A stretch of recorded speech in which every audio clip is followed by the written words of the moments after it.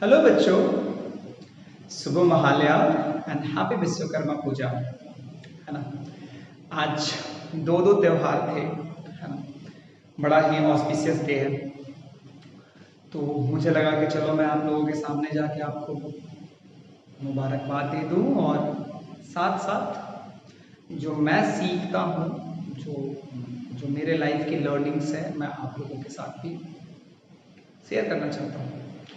तो मेरी ना मुझे हमेशा ना अतीत इतिहास को पढ़ना, जानना, समझना बहुत अच्छा लगता है। तो अतीत की दो ऐसी घटनाएं हैं जिसको मैं थोड़ा सा आपके साथ शेयर करना चाहूँगा। मैं शेयर इसलिए करना चाहता हूँ क्योंकि आज महालया है।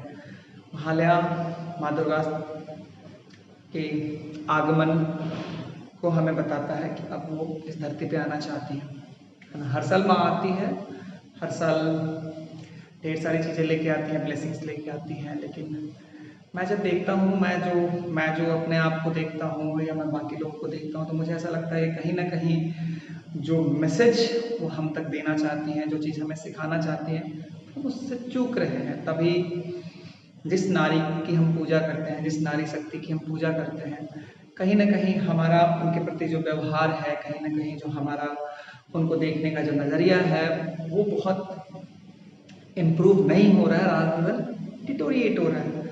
ऑल्दो मैं बंगाल में हूँ, बंगाल में फिर भी चीज़ें बहुत अच्छी हैं, बहुत है। लेकिन मैं बाकी राज्यों की बात करूँ, इवन बंगाल में भी अब जो चीज़ें हैं वो धीरे धीरे हम जीवन के स्तर पर नीचे जा रहे हैं, है ना।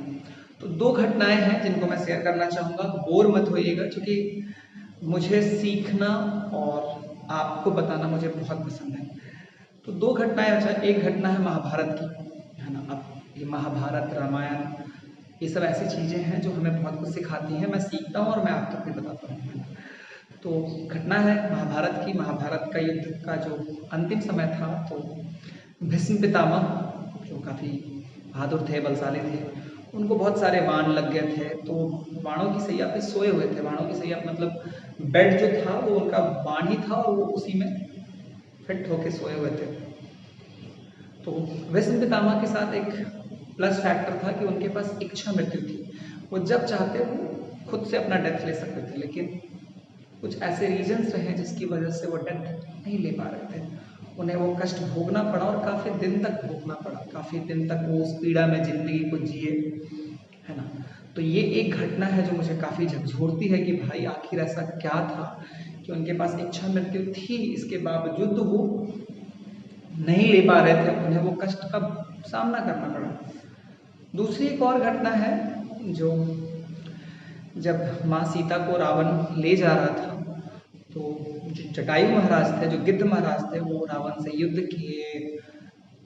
रावण काफी बलशाली था, तो जटायु तो जीत नहीं पाया, लेकिन वो अपना बेस्ट दिए, उनका पंख उन कट गया, तो मरने की स्थिति में थे। लेकिन वो तब तक नहीं मरे जब तक कि प्रभु श्री राम नहीं आए। मतलब उन्होंने मृत्यु को भी इंतजार करवाया।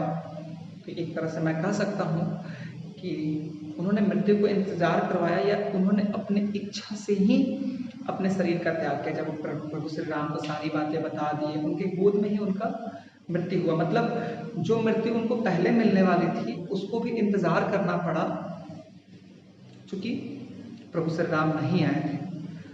तो एक घटना जहाँ पे इच्छा मृत्यु है, लेकिन फिर भी वो भीष्म पितामह नहीं ले रहे हैं। दूसरी जगह वो एक साधारण सा गिद्ध, साधारण सा नहीं लेकिन फिर भी जो भी था वो गिद्ध ही था, तो वो जो है मृत्यु को भी इंतजार करवा रहा है। ये दो घटनाओं को अगर आप ठीक से देखोगे ना, तो दोनों का जो रीजन रहा है, एक जगह उसको प्रभु श्री राम का गोद मिला, और प्रभु श्री राम का गोद मिला, ऊपर से मृत्यु को भी इंतजार करवाया, क्योंकि उसने माँ सीता की रक्षा की थी, है ना। माँ सीता की रक्षा की, नारी के सम्मान के लिए उसको वो एक युद्ध लड़ा। हार जीत एक अलग की बात है, बट उसने प्रयास तो किया। दूसरे जगह भीष्म पितामह जब द्रौपदी का चीरहरण हो रहा था, तो वो चुप थे। वो उसी सभा में बैठे हुए थे जहाँ पे उनकी द्रौपदी के साथ अन्याय हो रहा था, और उन्होंने कुछ नहीं बोला, है ना। तो जो उन्हें प्रतिरोध करना चाहिए था वो नहीं किए, इसी की वजह से उन्हें काफ़ी कुछ जीवन के अंतिम समय में काफ़ी कुछ सहना पड़ा। तो एक जटायु नारी सम्मान की रक्षा के लिए जो प्रयास किया उससे उसको जीवन में बहुत कुछ मिला, और दूसरे जो भीष्म पितामह जिनके पास बहुत कुछ था उसको वो ठीक से अपने जीवन में यूज तक नहीं कर पाए, क्योंकि उन्होंने नारी सम्मान के लिए सही कदम नहीं उठाया। तो हर साल माँ आती है हमारे बीच में, इस साल भी आएगी, इनफैक्ट उनका आगमन शुरू हो चुका है। हर साल हम उनकी पूजा करते हैं, उनकी मूर्ति की पूजा करते हैं, लेकिन जो जो जो जो जीवन के रूप में जो नारी शक्ति हमारे सामने होते हैं, कभी शायद हम उन्हें उस रूप में नहीं देख पा रहे हैं, है ना। तो मेरा मानना है, अच्छा मैंने जो कहानी आपको समझाया उसका जस्ट एक प्रयास था कि कोई तपस्या नहीं करना है, कोई साधना नहीं भी करो, बट अगर बहुत भावना के साथ अगर हम नारी शक्ति का सम्मान करें ना, तो जीवन में जो तपस्या से, जो साधना से बड़े बड़े लोगों को मिला है, वो हमें बस उन्हें सम्मान देने और उचित रूप में उनके प्रति एक भाव रखने से ही हमें वो चीज़ अचीव हो जाएगा।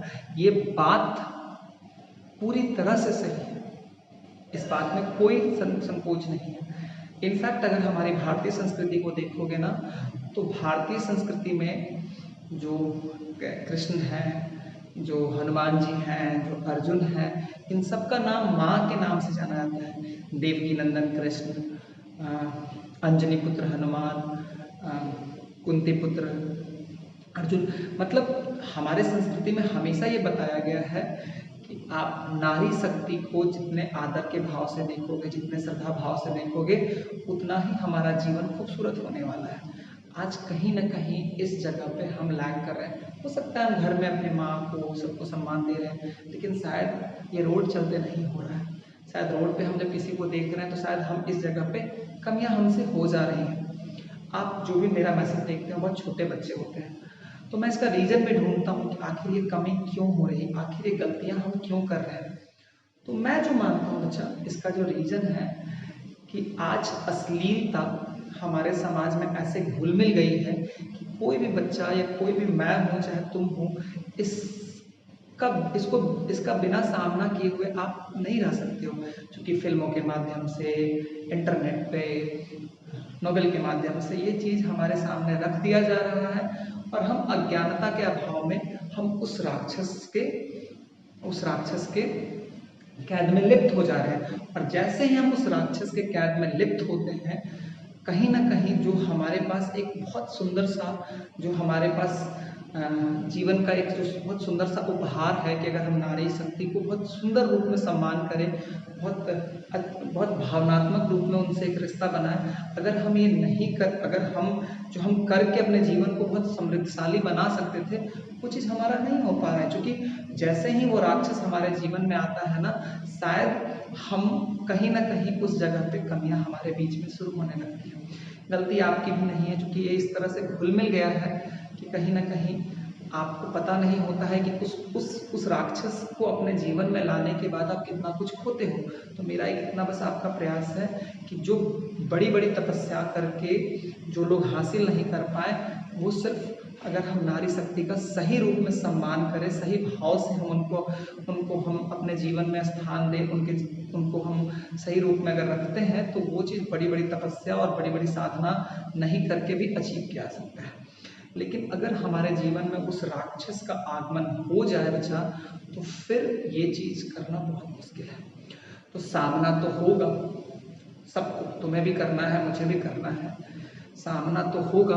बस चुनाव तुम्हें उस समय यही करना है कि क्या तुम उस राक्षस के कैद में लिप्त होना चाहते हो, या जिंदगी में इतने खूबसूरत जो उपहार है तुम्हें, जो प्रकृति तुम्हें दी है, कि बस एक सही मात्रा, सही रूप में सम्मान कर देने से ही जो शक्ति आपके जीवन में आती है, वो जीवन को बहुत समृद्धशाली बनाती है ना। तो कोशिश कीजिएगा कि उस राक्षस के कैद में लिप्त ना हो। अगर कैद में लिप्त हो चुके हैं तो कोशिश कीजिए बाहर आने का, क्योंकि अश्लीलता और सम्मान ये दोनों साथ साथ नहीं हो सकते हैं। क्योंकि अगर आप अश्लीलता को अपने जीवन में रखोगे तो सम्मान तो नहीं होगा। शायद शब्दों के रूप में बोल सकते हो, लेकिन कभी वो भाव के रूप में, कभी वो पूर्ण रूप से तुम्हारे जीवन में नहीं आएगा बच्चा। इसीलिए ध्यान रखो, जो चीज गलत है उसके बहुत सारे साइड इफेक्ट्स हैं, बहुत सारी चीजें हैं जो तुम्हारे जीवन से वो छीन रहा है। कोशिश करना बच्चा, अपने आप को बचा के रखो, अपने आप को सही रूप में रखो, बहादुर की तरह अपने जीवन में इस बात को समझो कि इस तरह के राक्षस से हमें लड़ना है और उन्हें कभी भी अपने जीवन में स्थान नहीं देना है। लड़ना पड़ेगा ही पड़ेगा। तुम भी जो चाहते हो और मैं भी जो चाहता हूँ, हम दोनों यही चाहते हैं कि हम एक बहुत शक्तिशाली जीवन जिए, जैसा जीवन अब APJ अब्दुल कलाम का था, जैसा जीवन विवेकानंद का था, जैसा जीवन और भी बहुत सुंदर सुंदर पर्सनालिटीज हैं जिनको हम अपने जीवन में काफ़ी एडमायर करते हैं। अगर हमें भी वैसा जीवन जीना है, इस राक्षस को हमेशा दूर रखना। इस राक्षस को दूर रखने से जो तुम्हारे जीवन का सबसे खूबसूरत उपहार है वो तुम्हारे लिए अवेलेबल होगा। और जो जो हर साल जो माँ हमें संदेश देना चाहती है कि मूर्ति की पूजा करते हो, बहुत अच्छी बात है, बहुत सुंदर बात है, लेकिन जब तक वो जो सामने जो जो जीवन के रूप में वो शक्ति आपके सामने है, शायद वो हमारी मम्मी के रूप में है या बहन के रूप में है या सड़क चलते जो भी नारी शक्ति के रूप में अगर आपको वो दिख रही है, तो आपके अंदर एक बहुत सुंदर सा, बहुत प्यारा सा भाव अगर आपके अंदर आता है, तो ही आप ये समझ पाइएगा कि वो उपहार आपके जीवन में आता है ना। तो महालया हर साल आता है, हर साल आएगा ही। वही चीज जो हमें सिखाना चाहता है, आप और हम जितना जल्दी सीखेंगे, हमारे जीवन का उद्धार उतना ही होगा। मैं यहाँ पे रामकृष्ण परमहंस को हम लोग बहुत मानते हैं। अगर मैं उनके बारे में जहाँ तक जान पाया हूँ कि उन्होंने पूरी जीवन माँ काली को और माँ शारदा जो उनकी पत्नी थी, उनको उन्होंने एक साथ पूजन किया है ना। जैसे कुछ ऑस्पिशियस डे पे वो माँ काली की पूजा करते थे, वैसे वो माँ शारदा की भी पूजा करते थे। ऑल्दो वो उनकी पत्नी थी, लेकिन जब पूजन की बात आती थी तो वो दोनों को ही पूजा करते थे, है ना। तो बड़े बड़े संत, ऋषि, महात्मा हमें बहुत कुछ सिखा के, बहुत कुछ बता के गए हैं। आप और हम उन सारी चीज़ों को जान के, सीख के अपने जीवन का कल्याण करो। शुभ महालया, हैप्पी विश्वकर्मा पूजा। तुम सब छोटे हो, अभी तुम्हें सही और गलत का अंदाजा नहीं है, लेकिन ध्यान रखना, राक्षस जो होता है वो छोटा बच्चा हो या बड़ा आदमी हो, वो दोनों को ही उसी रूप में हार्म करता है। अच्छा, तुम अज्ञान हो, इससे वो तुम्हें छोड़ेगा नहीं, वो तुम्हें उसी रूप में लिप्त करेगा और उसी तरह से तुम्हारे जीवन को बहुत निम्न स्तर का बना देगा। लेकिन अगर तुम्हें बात सही से समझ में आ गई होगी तो ध्यान रखना कि लड़ना है और लड़ के उस जगह से अपने आप को बाहर निकालना है और एक बहुत खूबसूरत सा जीवन जीने की कोशिश करना है। Thank you all, thank you so much, है ना।